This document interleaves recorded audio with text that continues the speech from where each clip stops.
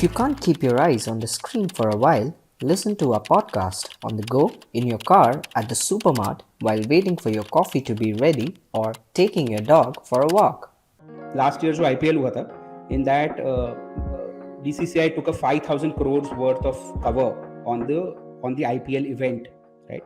It covered weather, it covered things like non-show of one of the players because of illness. It also covered their fees and all those stuff.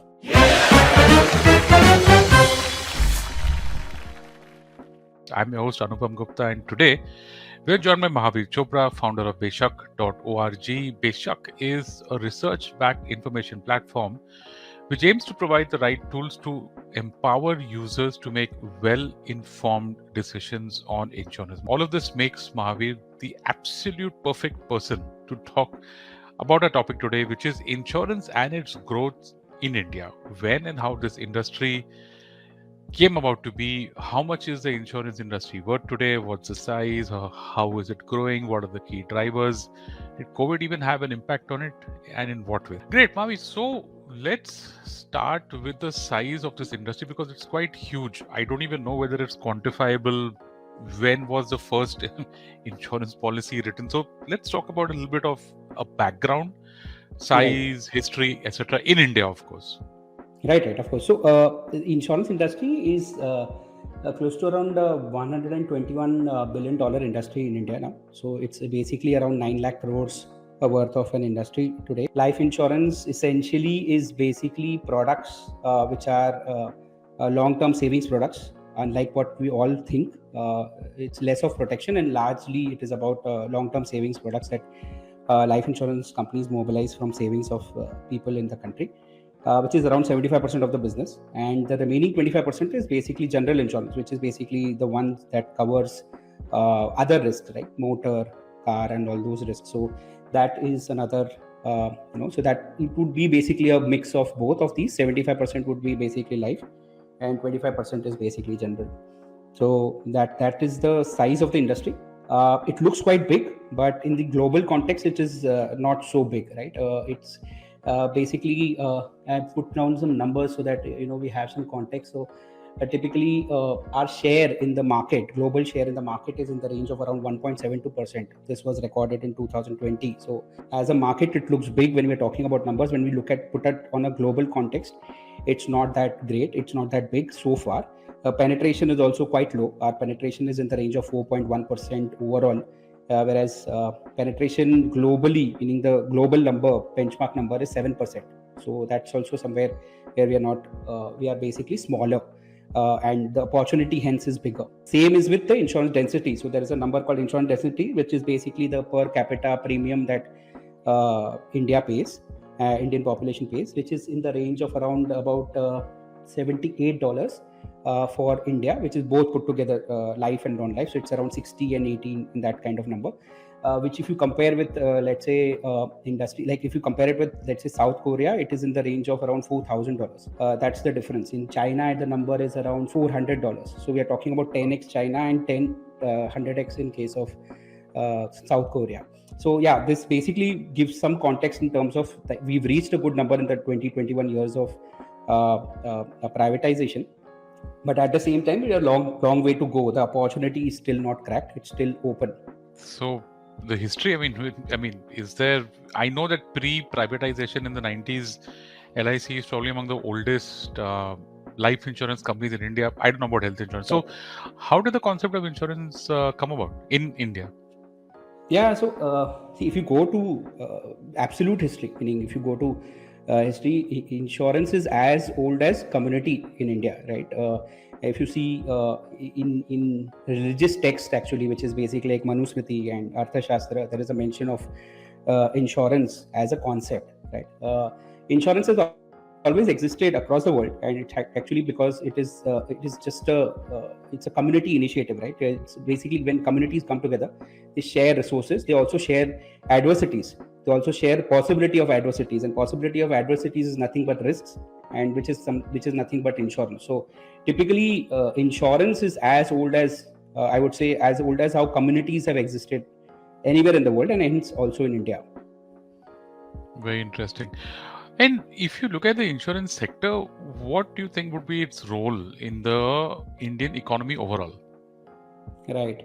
Yeah, this is very important for us to understand, because the way we look at insurance is very different from actually, if someone is a newbie in this space and doesn't know about the space, the first understanding of insurance is that it basically covers risks, right? But the way insurance industry works in India is very very different.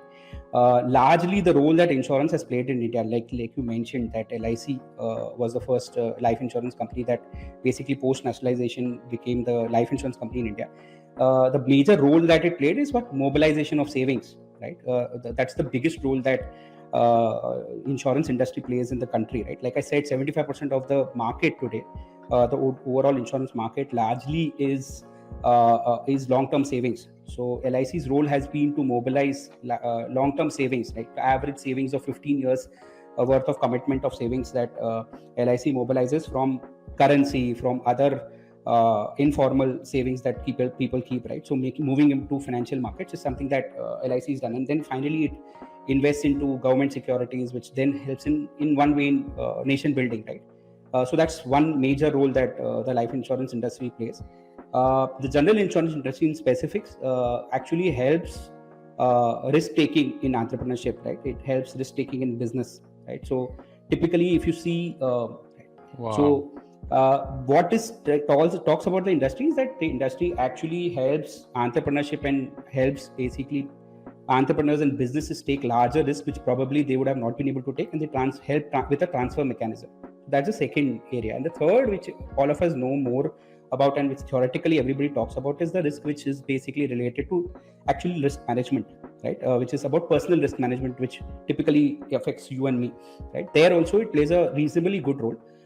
I took out some numbers there also. So around death claims in 2021, FY 2021, life insurance companies paid around 40,000 crores of death claims, right? So that's another area where it helps in the economy, because a lot of people would have otherwise been without financial security, and then that impacts, it has a ripple effect on the entire economy.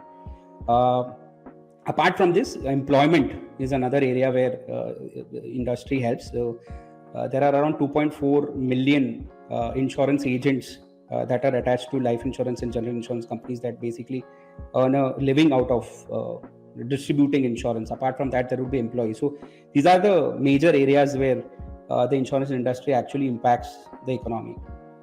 Yeah, and how has the insurance industry developed over the past, Mahavir? Any, milestones, major moments on this?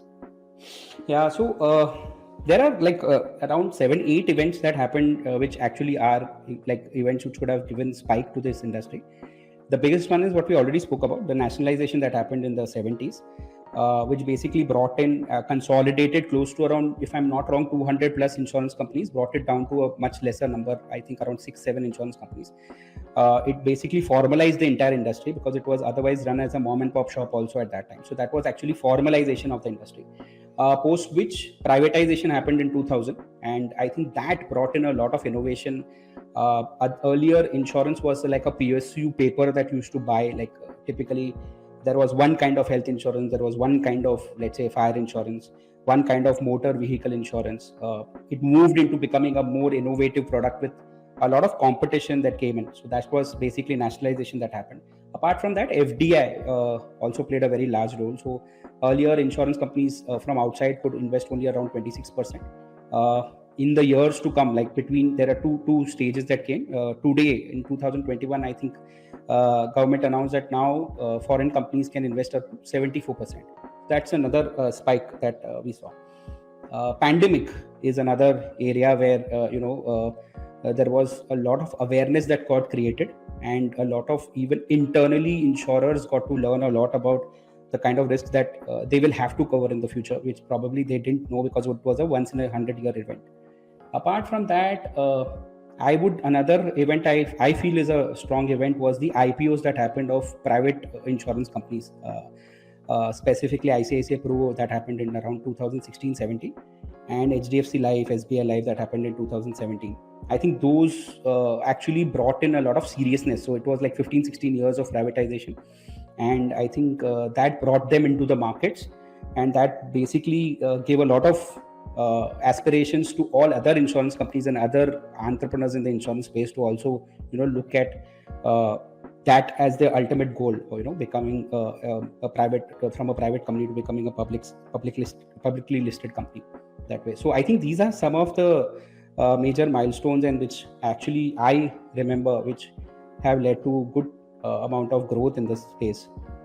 Yeah, very interesting, na, Mahavir, because I think 10, 20 years ago, there was not even one insurance company that was listed. And today, what are the names you said? In life insurance, you've got HDFC Life, SBI Life, of course, the big daddy LIC now listed, which is, I think that was a huge moment. And I think on the general or health insurance side, you've got ICICI Lombard. And you've got Star Health also, which listed, I think, last year. They were, so these options are also there. So folks, can have a look at all these companies in case you're interested in knowing more about the insurance sector. Mahavir, let's go to the next segment of this episode.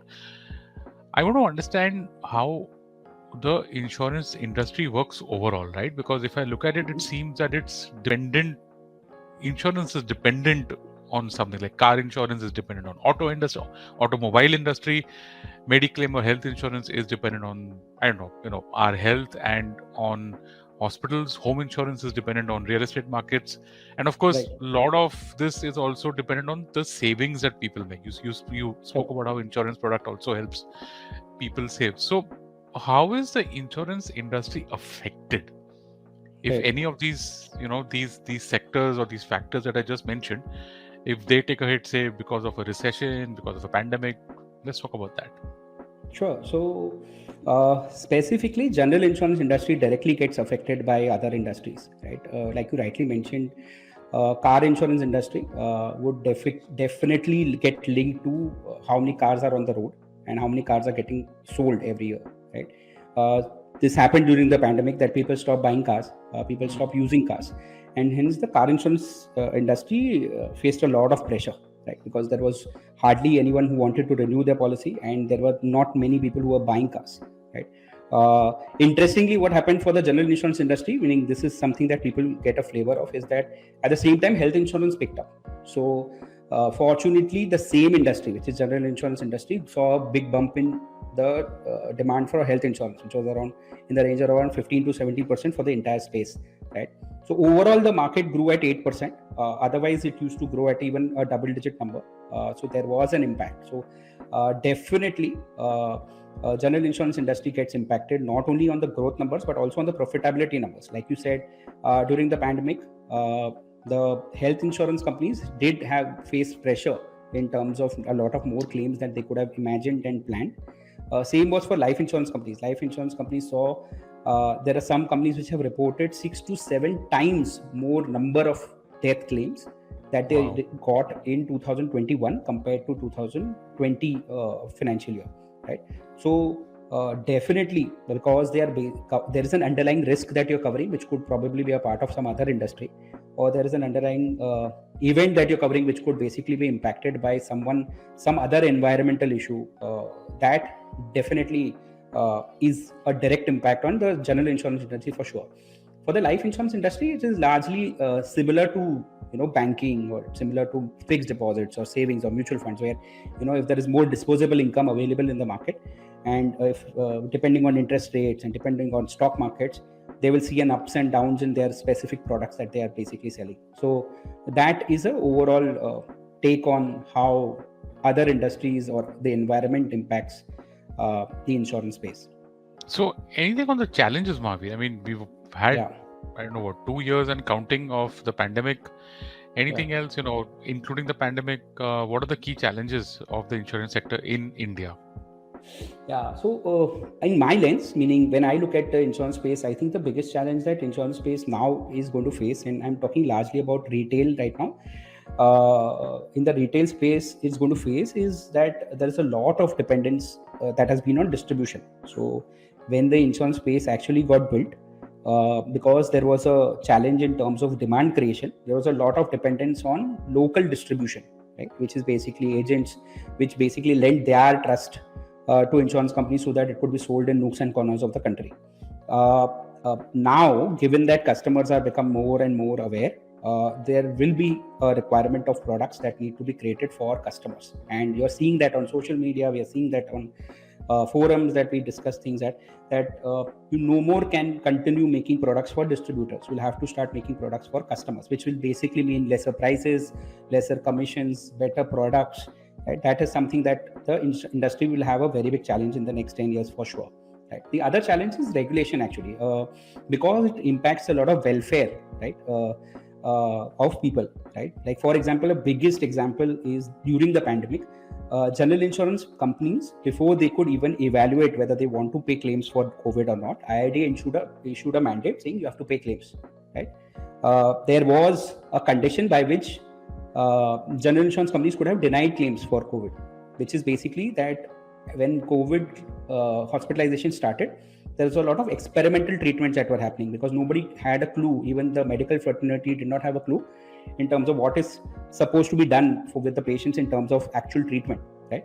And now there's a specific clause in the insurance document which says that experimental treatments are not covered, right? There could have been an interpretation where some insurance companies could have come up and said that, hey, this is not payable because we didn't cover this risk, right? But IRD came up with a mandate before that and said that, hey, all insurance companies have to mandatorily cover this risk, right? So this impacts directly the insurance space, right? Because there are certain things that the government will define saying that you have to cover, right? Similarly, there was a case of mental illness, right? Insurers have been trying to restrain from providing mental illness cover because of lack of data for years together, right? But there was a mental healthcare act that came in which said that, hey, insurance companies have to cover mental illness, and insurance companies now have to cover mental illness. They don't have a choice. So that's a very big challenge that insurance space faces, that there would be certain things that could come from a motor vehicles act, it could come from a mental healthcare act, it could come from IRDAI, it could come from the government, like the PM could announce something. So those kind of things happen. That's another challenge. The third challenge is more of a, I would say, a psychological challenge and a mindset challenge, right? India does not really believe in risk management if you look at it from a day-to-day basis when you talk to people, right? We have been a joint family setup, and overall that actually was a risk management setup that was created in the traditional times, right? So selling insurance, specifically protection products, to regular folks is a challenge because there is no mindset to actually buy protection products. There is a mindset to buy savings products. And that's, in hindsight, when I look at it, I realize that why LIC, why these companies are largely into savings products, because there is a lot of work that insurance companies will have to do to drive risk management as a philosophy in the minds of Indians. So that's, I think, one more area which need to look at it. Last is trust. I think there is a massive trust deficit that exists, which is a challenge that insurers face. Insurers have been able to solve that through distribution, because distributors basically lended trust to the insurer. Like a bank, when you're buying from a bank, you trust the bank and buy the policy, or you are buying from an individual agent who's your neighbor, you trust that person and buy. Because things are becoming direct, and customers are now looking at things direct and also wanting to know more about the brand. Trust deficit is something that insurers will have to significantly work to solve for, right? It cannot be something that cannot be solved for in the future, or cannot be avoided now going forward because of the transparency that we see because of media, right? So these are some areas which I see. Apart from this, there is data problems that exist in the country, right? Data is not very easily available for a lot of stuff, like healthcare data is not easily available. Financial data is something that you have to scamper and get from multiple places. Apart from, let's say, civil, everything else is available at different places. So an insurance company which wants to evaluate a case or wants to evaluate a claim has to do a lot of hard work in terms of understanding stuff from various documents, papers, and data, which also impacts the pricing of products, because the frauds are not able to control frauds. It also impacts the processes, and it also impacts claims and the claims processes, because it becomes more difficult to approve claims because you need more data, and because you need more data, it becomes more tedious for the customers to solve for. So these are some challenges that insurers face, and if these are solved, there will be a massive difference in experience, in efficiencies that will exist in the space. Very interesting. Mahavir, what's happening globally? and in Yeah. insurance, that is, and anything similar from there happening in India as well.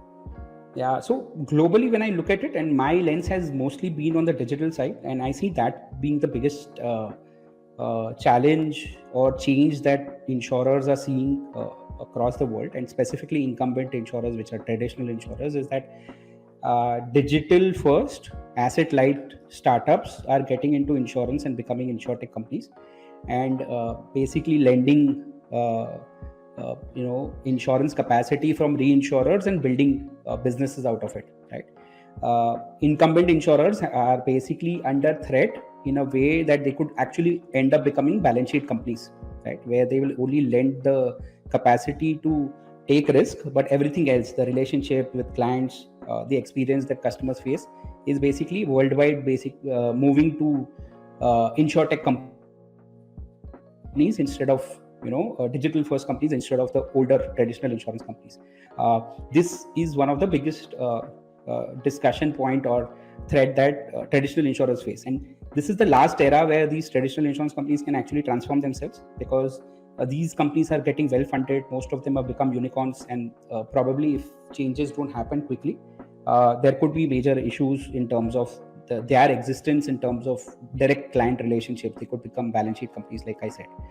Apart from that, the other area is largely in the same space, but it's around personalization, hyper personalization, products becoming more customer centric. Like, for example, usage based car insurance has come into picture, right, where basically you don't have to pay premiums for the entire term of the policy. Instead, you could actually pay for the usage and the kilometers that you're actually traveling. So I don't use my car a lot, so typically I may have to pay lesser premium than someone who's traveling every year, every day, or every probably doing longer drives, right? So those kind of personalized products is something that you will see. Integrated products is something that globally people are seeing, which is not only insurance, but the entire risk management is being taken care in a single app. So your entire healthcare management and plus insurance is a part of one product, right? Which is how things will happen, because prevention and protection has to be integrated for it to be long-term viable, and also become profitable, and also become relevant on a day-to-day basis for customers. So these are some areas that we are seeing global trends on. Yeah. We'll go into Insurtech just after this last question in this segment. Mahavir, what has been the role of the pandemic? I mean, it's when it came back in 2020 or 2019, because the virus is called COVID-19 after all. What is the role and how did it change things? Good, bad, ugly, whatever. Yeah, so positives and negatives, yeah, like you rightly said, exist. Positives have been that awareness has improved. Customers now, like a lot of people say that customers don't need a push now, they just need a nudge to buy insurance. There is a lot of understanding of risk that has improved in the last couple of years because of what we saw, right? And this is something that actually changed the ways people looked at insurance, specifically protection. So that is one area that I have seen. Apart from that, I think pandemic also brought in a lot of technology based experiences which were not existent in the past, like agents, traditional customers, like people who typically are not using internet for business or not using internet for work. They were not so familiar with basically buying a product over, let's say, a video call, or buying a product over discussing stuff, even commercial products, like meaning, let's say, a business insurance. People are not okay with buying it from, let's say, someone who's talking over a video call. They wanted physical meetings. This actually brought in a lot of efficiency, because now customers as well as advisors are more happy and also very, very comfortable with digital meetings instead of actual meetings. This has brought in a lot of efficiency. LIC in the pandemic brought in an app called Ananda. It was an app which was the first in its kind app that LIC created, where now agents can sell LIC products over a mobile phone, right, which never existed. And this happened largely because of the pandemic, because LIC realized that we'll lose on business because there's no tech that we have to sell products that agents can use to sell products, and customers will go to other competitors, obviously. And agents learned this. In fact, because of the Ananda app, there are talks in the industry which say that in LIC saw a spurt in agents because of the availability of this app, and now nook and corner of people where branches probably very far for LIC agents started enrolling for agency with LIC. So LIC saw a spurt in growth of agents also. So these kind of things happened. A lot of stuff that no one could have imagined in the past. Very interesting. Okay, Mahavir, we spoke about Insurtech. So last few questions now. Let's jump into it. It's apparently, it's a very big, it seems the second fastest growing fintech sub-segment, and Right. probably due to low insurance penetration in the country, which we spoke about at the start of this episode. So growing at a pretty high rate also, Insurtech. So A, what is Insurtech? And B, what is causing this massive growth that the sector is seeing?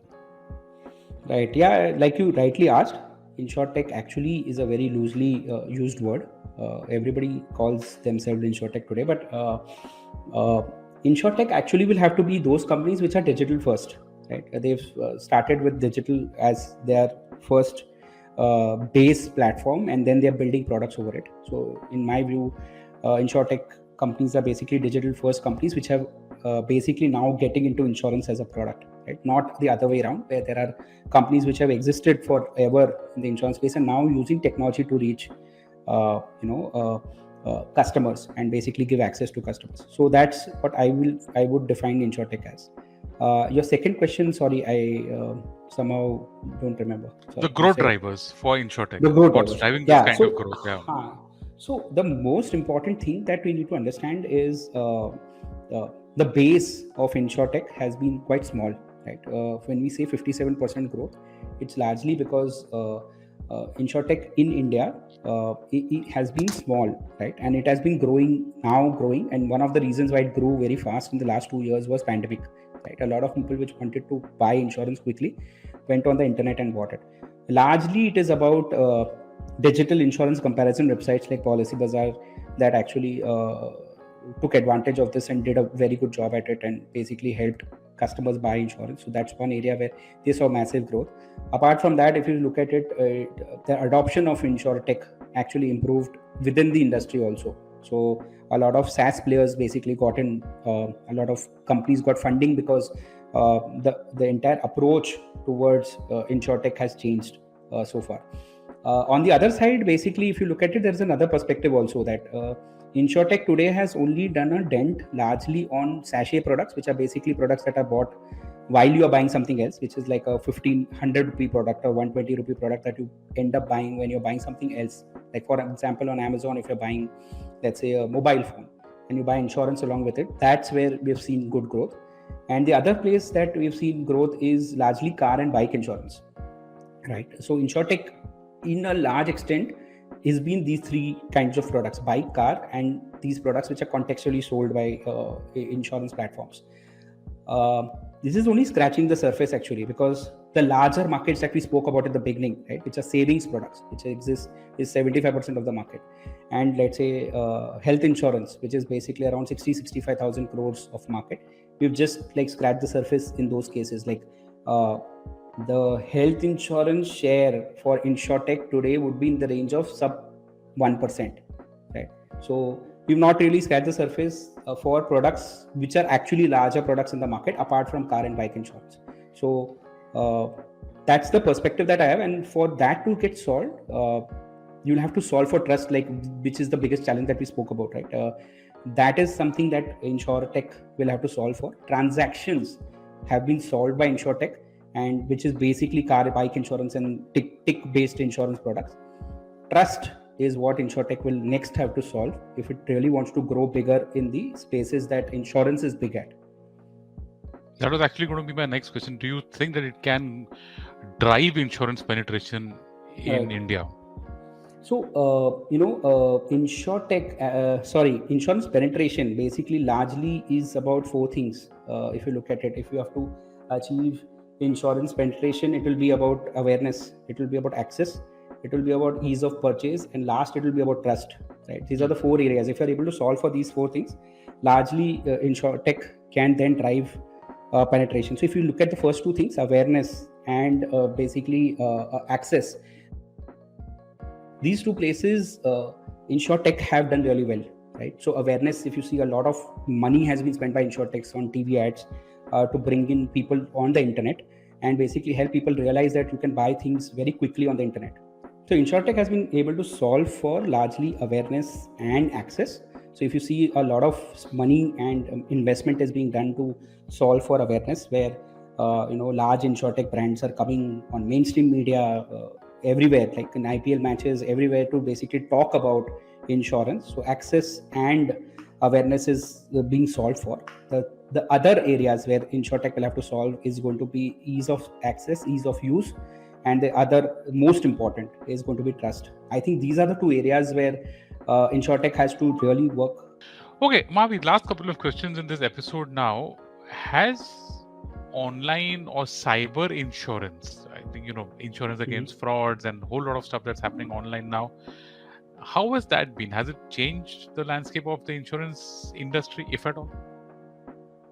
So, cyber insurance is still not seeing any uptake on the retail front, meaning individuals are still, I would not even know if individuals are aware of, that you can off the counter buy a cyber insurance product.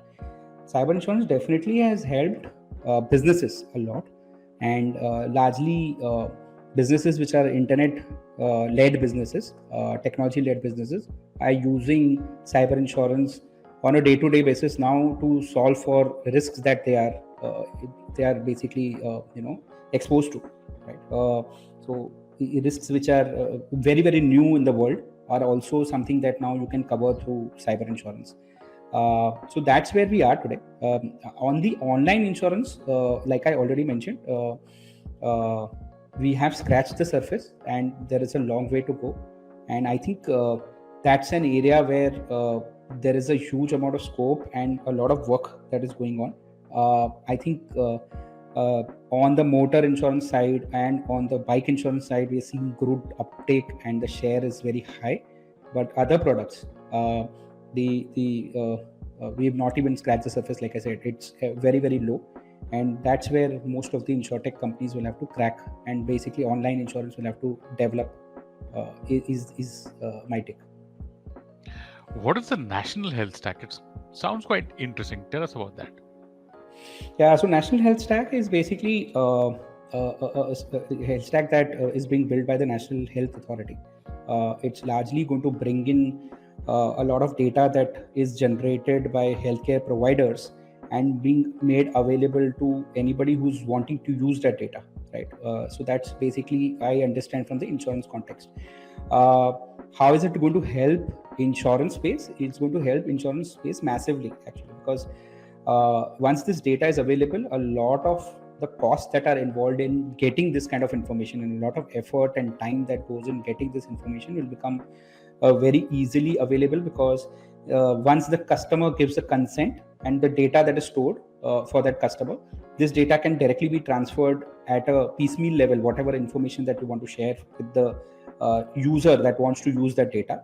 If you give consent, you will be able to transfer that data to that insurance company in the insurance context, and hence be able to quickly process insurance. Either it could be insurance policies, it could be insurance claims, right? Frauds will go down because there will be a lot of data. Like I mentioned as a challenge in the beginning when we spoke about challenges in the insurance space, I think health stack will solve for the challenges in data that exists in the health and life space, where there is a need for medical information about the customer. So it also brings in a lot of more products that could be brought in, right? Because today, let's say OPD health insurance products are not so easily available because of a lot of frauds that can happen today because of the industry being fragmented, the OPD healthcare industry.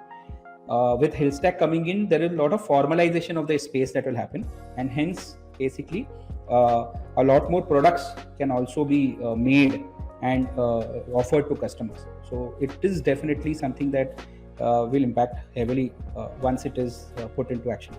Yeah, and something that will impact heavily more is digital, right? We spoke about Insurtech, but it looks like the regulator, which is the Insurance Regulatory and Development Authority, seems to have become more open to the application of technology to this sector. And I don't know how has this itself accelerated the growth of digital insurance overall. Right. No, so IRDA has been in the last 10 years, what I have seen is that IRDA has been very, very welcoming in terms of digital journeys and digital experiences for customers. They've seen it as a future of the industry very clearly. One of the biggest examples is the launch of Sandbox, which allows insurance companies and other platforms to experiment on products which otherwise they would have not been experimented, and these are mostly products that are being built outside the regulatory framework, to experiment and understand that in the new spaces that exist today and the new world that exists today, how can newer products be brought in without regulation being a constraint. Right? So regulator has been excellent in doing such kind of stuff. Another role that it has played, which is a passive role that it has played, it has not really interfered in the digital growth to a large extent. It has really been very encouraging. A very big example is, if I can take names of companies, is Acco. Right? Acco is an insurance company that got built from startup entrepreneurs that were not from the insurance space in the true sense, right? Which I would have not imagined happening around 10 years ago. Right? So startups getting licenses to make insurance companies is a very, very big welcome change. In the recent past, with a new chairman who has come in, we've seen some very, very interesting things that have also happened, which are also something that people should know about. The Insurtech, I think the chairman came in, and now in the first 6 months, he did a presentation for all Insurtech startups and people from the Insurtech fraternity himself, and he talked about the vision of how digital insurance can propel the entire industry. Right, this is something that has never happened. Right, so these are the kind of things that are happening. Insurance regulator has recently launched a hackathon, which has a 20 lakh rupees prize. Wow. These kind of things I have not seen happening. So, like you rightly, this question is very valid. IID is doing a lot to become technologically relevant and actually empower companies who want to drive technology and drive penetration. I think there's a lot of work happening there. Sure. And let's wrap this up now, Mahavir. Any, parting words of wisdom for someone thinking of investing in the insurance sector? Yeah, so I'm actually not an expert in recommending insurance investments in insurance space as a stock or as a product. I would sincerely ask people who are listening to this call to first consider buying insurance and protecting their family, and then look at insurance as a stock, right, and insurance as a product. So that would be my take. I would typically young folks who are listening to this podcast would be very excited to look at insurance as a space to invest, but I would first recommend that look at financial security first, try to solve for risk management first, and then the next step could be looking at insurance as an investment avenue, meaning insurance companies as an investment avenue. There, obviously, I'm going to be very bullish because I've been in this space all my life, and I know nothing else other than insurance. So awareness point of view, regulatory point of view, environment point of view, and that digital will bring in a lot of efficiencies. Government is doing a lot of work on the health stack. I think in the long run, the insurance industry has only scratched the surface right now, like I've been saying from the beginning, and hence there is a lot of growth opportunity. And if invested in the right kind of stocks, I think if you look at a long-term horizon, definitely there is a lot of scope in growing your wealth. Sure.